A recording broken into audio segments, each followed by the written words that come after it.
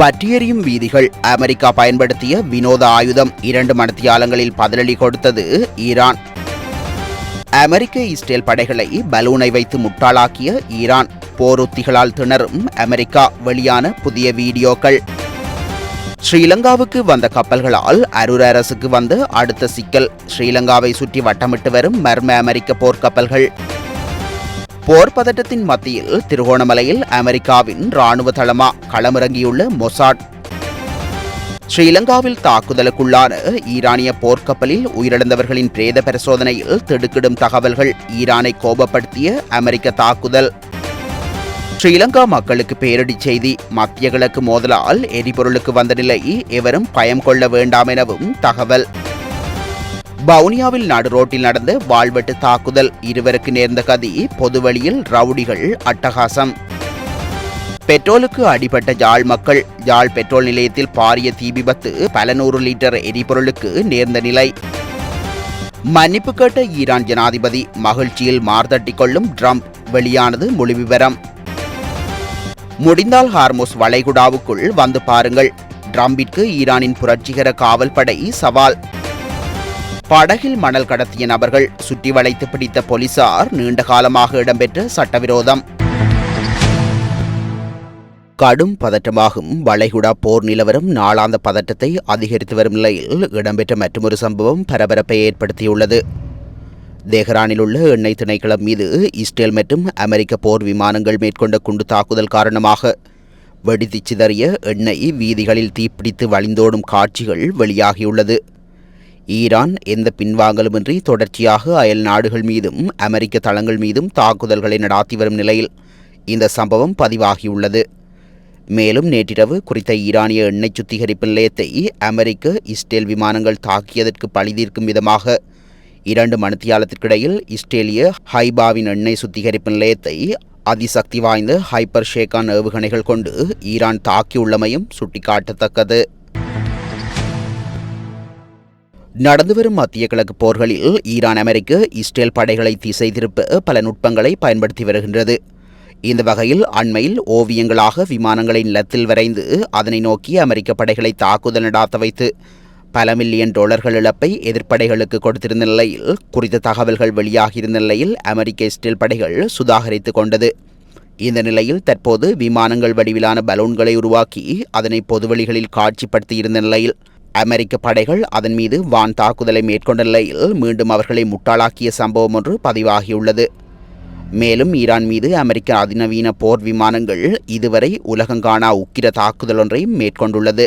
விமானத்திலிருந்து மழை போல குண்டுகள் வீசப்படும் குறித்த தாக்குதலில் ஈரானின் சில பகுதிகள் தரைமட்டமாகியுள்ளது. எனினும் ஈரானின் இவ்வாறான சில போர் யுக்திகளுக்கு முன் அமெரிக்க இஸ்ரேல் படைகள் சற்று தடுமாறும் நிலைமை காணப்படுகின்றமை குறிப்பிடத்தக்கது. 2 ஈரானிய கப்பல்கள் சம்பந்தப்பட்ட சம்பவம் தொடர்பாக இலங்கை அரசாங்கமும் பாதுகாப்பு படையினரும் ஒரு பெரிய குழப்பத்தில் சிக்கியுள்ளதாக கூறப்படுகின்றது. தற்போது மீட்கப்பட்ட ஈரானிய கப்பலை கொண்டு வந்து அதன் மாலுமிகளுக்கு பாதுகாப்பு வழங்குவதில் உள்ள பிரச்சினைக்கு தீர்வு காண சர்வதேச கடல்சார் சட்டங்கள் மற்றும் பிற சர்வதேச சட்டங்கள் மற்றும் சாசனங்களை ஆய்வு செய்து வருவதாக அரசாங்க செய்தி தொடர்பாளர் ஒருவர் தெரிவித்தார். மூத்த வழக்கறிஞர்கள் குழு ஒன்று இதற்கான பணிகளிலும் ஈடுபட்டுள்ளது. ஆனால் இப்போது சிக்கல் அதுவல்ல. மாறாக இனி இலங்கையில் உள்ள ஈரானியர்களை என்ன செய்ய வேண்டும் என கொழும்புக்கு அமெரிக்கா வழங்கும் அழுத்தங்கள் தான் சிக்கலாகின்றன. குறிப்பாக இவர்கள் அனைவரையும் ஈரானிய கடற்படையிலிருந்து விலக்கி வைக்க வேண்டும். ஈரானிய கடற்படையினராக அவர்களை மீண்டும் திருப்பி அனுப்பக்கூடாது. அவர்களை ஊடகங்களில் தோன்ற அனுமதிக்கக்கூடாது மற்றும் ஈரானிய பரப்புரைகளுக்கு உதவ அனுமதிக்கக்கூடாது என வாஷிங்டனிலிருந்து செய்திகள் வெளிவந்துள்ளன. மேலும் ஸ்ரீலங்காவின் கடற்பரப்பு எல்லைகளில் அமெரிக்காவினது என சந்தேகிக்கப்படும் சில போர்க்கப்பல்கள் சஞ்சரிப்பதாக உறுதிப்படுத்தப்படாத தகவல்கள் தெரிவிக்கின்றன. மத்திய கிழக்கின் போர்க்களத்தில் இலங்கை தெரிந்தோ தெரியாமலோ நுழைந்துவிட்டது என ஊடகங்கள் செய்தி வெளியிட்டு வருகின்றன.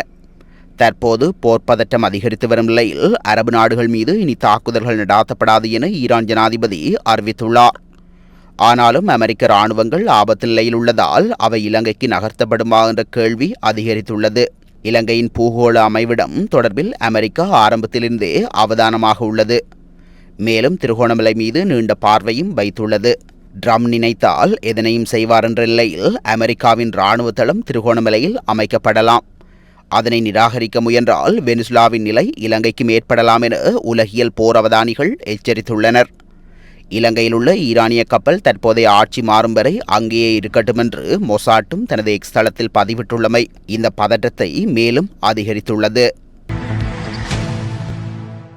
இலங்கைக்கு அருகில் மூழ்கடிக்கப்பட்ட ஈரானிய போர்க்கப்பலான ஐரிஸ் தியானா கப்பலிலிருந்து மீட்கப்பட்ட ஈரானிய மாலுமிகளை திருப்பி அனுப்ப வேண்டாம் என்று அமெரிக்கா இலங்கையை வலியுறுத்தியுள்ளதாக வெளிநாட்டு ஊடகங்கள் செய்தி வெளியிட்டுள்ளன. இலங்கைக்கு அருகே நீர்மூழ்கி கப்பலால் தாக்கப்பட்ட ஈரானின் போர்க்கப்பலில் உயிரிழந்தவர்களின் பிரேத பரிசோதனை அறிக்கையும் தற்போது வெளியாகியுள்ளது. குறித்த பிரேத பரிசோதனையில் வெடிப்பு காரணமாக ஏற்பட்ட எலும்பு முறிவுகள், உள்காயங்கள், நீரில் மூழ்குதல் போன்ற காரணங்களால் அவர்கள் இறந்துள்ளதாக தெரியவந்துள்ளது. இந்த உடல்கள் பிரேத பரிசோதனைகள் சிறப்பு தடயவியல் மருத்துவ அதிகாரிகள் குழுவால் நடாத்தப்பட்டன. அமெரிக்க தாக்குதலுக்குள்ளாகி மூழ்கிய ஈரானிய கப்பலிலிருந்து 84 பேரின் சடலங்கள் இலங்கை கடற்படை மீட்டதுடன் 35 பேரை மீட்டு காலி கராப்பட்டிய வைத்தியசாலையில் சிகிச்சைக்காக அனுமதித்திருந்தனர். அத்துடன் வியாழக்கிழமை இரவு இலங்கை கடற்படை 2வது ஈரானிய கப்பலான ஐரிஸ் பூசரிலிருந்து 208 பணியாளர்களை மீட்டுள்ளமையும் சுட்டிக்காட்டத்தக்கது. உலக சந்தையில் எரிபொருள் மற்றும் எரிவாயு விநியோகம் குறையும் போது ஏற்படும் விலை அதிகரிப்பானது இலங்கையையும் பாதிக்கும் என வர்த்தக வாணிப மற்றும் உணவு பாதுகாப்பு அமைச்சர் வசந்த சமரசிங்க தெரிவித்துள்ளார்.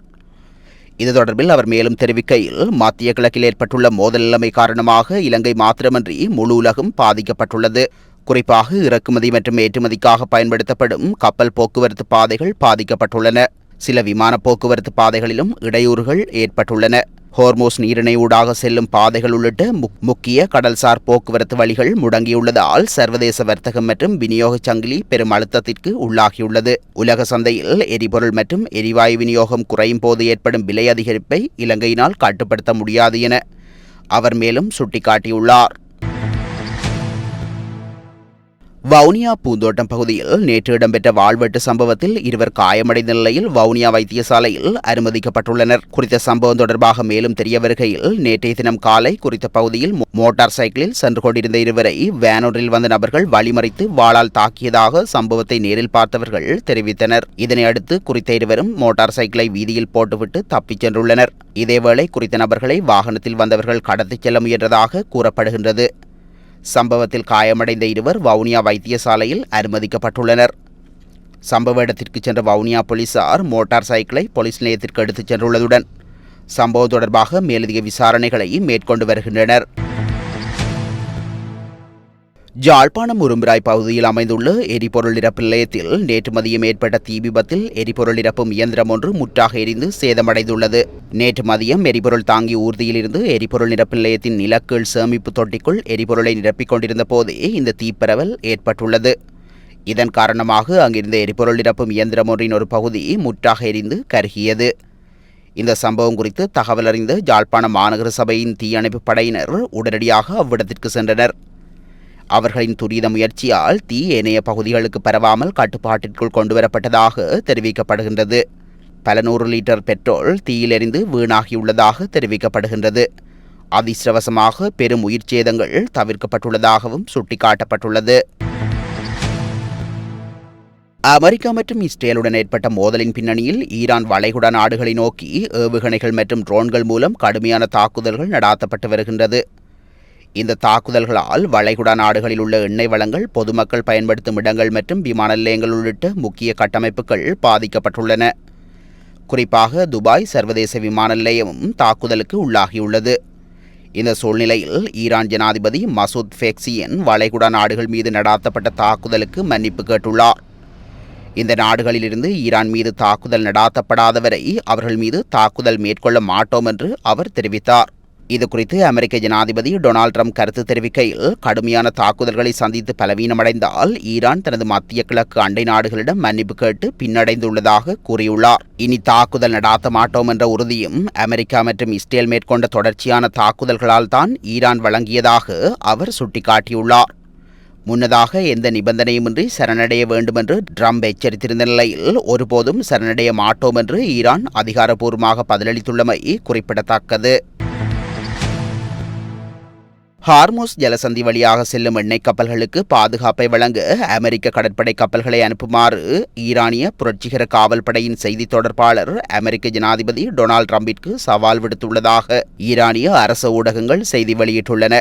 தேவைப்பட்டால் ஹார்மோஸ் ஜலசந்தி வழியாக செல்லும் எண்ணெய் கப்பல்களுக்கு அமெரிக்க கடற்படை பாதுகாப்பை வழங்க தொடங்கலாம் என்று டொனால்ட் ட்ரம்ப் செவ்வாயன்று கூறியிருந்தார். இதற்கிடையில் மத்திய கிழக்கு பிராந்தியத்தில் மோதல் சூழ்நிலை காரணமாக ஹோர்மோஸ் ஜலசந்தி வழியாக கடல் போக்குவரத்து மற்றும் எரிசக்தி ஏற்றுமதி கடுமையாக பாதிக்கப்பட்டுள்ளதாக தகவல்கள் குறிப்பிடுகின்றன. மேலும் கடந்த சனிக்கிழமை அமெரிக்காவும் இஸ்ரேலும் ஈரான் மீது கூட்டு தாக்குதல்களை நடாத்தியதிலிருந்து குறைந்தது 9 கப்பல்கள் தாக்கப்பட்டுள்ளதாக தெரிவிக்கப்படுகின்றது. கிண்ணியா போலீஸ் பிரிவிற்குட்பட்ட உப்பாறு பகுதியில் சட்டவிரோதமான முறையில் மணல் அகழ்வில் ஈடுபட்ட 15 மணலேற்றிய படகுகளுடன் நேற்று மாலை கடற்படையினரால் கைது செய்யப்பட்டுள்ளார். உப்பாறு கிராம சேவகர் பிரிவில் அமைந்துள்ள ஆற்று பகுதியில் அனுமதி பத்திரமின்றி சட்டவிரோதமாக மணல் அகழ்வு நடைபெறுவதாக கடற்படையினருக்கு கிடைத்த ரகசிய தகவலை அடுத்து நேற்று மாலை விசேட சோதனை நடவடிக்கை ஒன்று முன்னெடுக்கப்பட்டது. இதன்போது ஆற்றில் மணலேற்றிய நிலையில் காணப்பட்ட 15 படகுகளையும் அதிலிருந்த 2 சந்தேக நபர்களையும் கடற்படையினர் சுற்றி வளைத்து கைது செய்துள்ளனர். பற்றியெறியும் வீதிகள் அமெரிக்கா பயன்படுத்திய வினோத ஆயுதம் 2 மணித்தியாலங்களில் பதிலடி கொடுத்தது ஈரான். அமெரிக்க இஸ்ரேல் படைகளை பலூனை வைத்து முட்டாளாக்கிய ஈரான், போர் உத்திகளால் திணறும் அமெரிக்கா, வெளியான புதிய வீடியோக்கள்.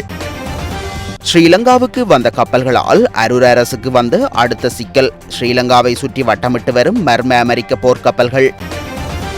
போர் பதட்டத்தின் மத்தியில் திருகோணமலையில் அமெரிக்காவின் இராணுவ தளமா களமிறங்கியுள்ள மொசாட். ஸ்ரீலங்காவில் தாக்குதலுக்குள்ளான ஈரானிய போர்க்கப்பலில் உயிரிழந்தவர்களின் பிரேத பரிசோதனையில் திடுக்கிடும் தகவல்கள், ஈரானை கோபப்படுத்திய அமெரிக்க தாக்குதல். ஸ்ரீலங்கா மக்களுக்கு பேரிடி செய்தி, மத்திய கிழக்கு மோதலால் எரிபொருளுக்கு வந்த நிலை, எவரும் பயம் கொள்ள வேண்டாம் எனவும் தகவல். வவுனியாவில் நடு ரோட்டில் நடந்த வாள்வெட்டு தாக்குதல், 2 நேர்ந்த கதி, பொதுவெளியில் ரவுடிகள் அட்டகாசம். பெட்ரோலுக்கு அடிபட்ட யாழ் மக்கள், யாழ் பெட்ரோல் நிலையத்தில் பாரிய தீ விபத்து, பல 100 லிட்டர் எரிபொருளுக்கு நேர்ந்த நிலை.